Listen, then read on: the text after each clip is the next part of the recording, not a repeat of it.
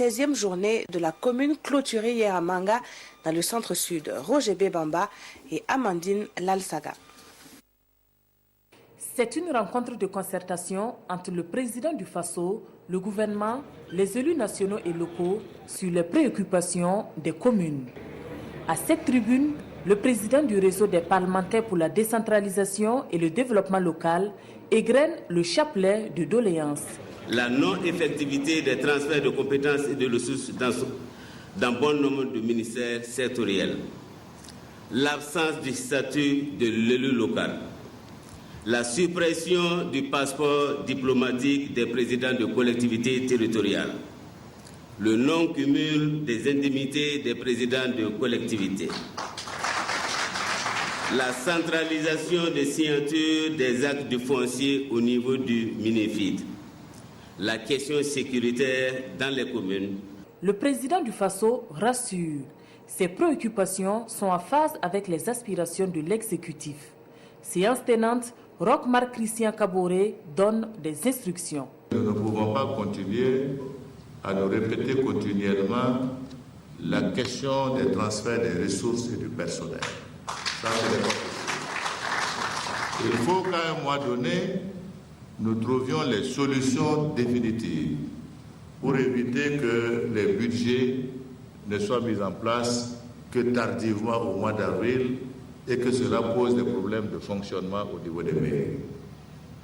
C'est pourquoi j'ai instruit le ministère des Finances pour que cette question pour la gestion du budget 2020, nous puissions la régler, quitte à faire des avances dès le mois de février pour permettre aux mairies de fonctionner, afin que cela puisse être solutionné partiellement en attendant que nous trouvions les solutions définitives. J'ai demandé à ce que, véritablement, y compris les maires qui sont les ordonnateurs, y compris ceux qui s'occupent des marchés, il y ait une séance qui permette de former et d'expliquer à tout ce monde-là comment on peut arriver effectivement à faciliter les passations des marchés, ainsi de suite, ainsi de suite.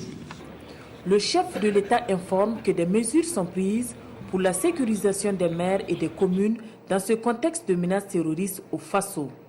Les élus locaux, par la voix du président de l'AMBF, l'Association des municipalités du Burkina Faso, s'engagent également auprès du président du Faso pour la lutte contre le terrorisme. Des attentes, certes, mais de la satisfaction de la part des élus locaux. Certains apprécient, au micro d'Honneur Reperter, cette rencontre inédite avec le chef de l'État. Les éléments véritablement qui ont retenu, en tout cas à mon attention, est essentiellement la question des transferts de compétences et surtout à bonne date. Parce que le plus souvent, on reçoit, mais à une période où véritablement pouvoir l'insérer dans le budget pose véritablement problème. Une grande partie de nos préoccupations sont liées à des problèmes de la fiscalité locale, des problèmes du foncier, des problèmes également de l'aménagement du territoire communal, des problèmes de compétences, des problèmes de passation des marchés et j'en passe.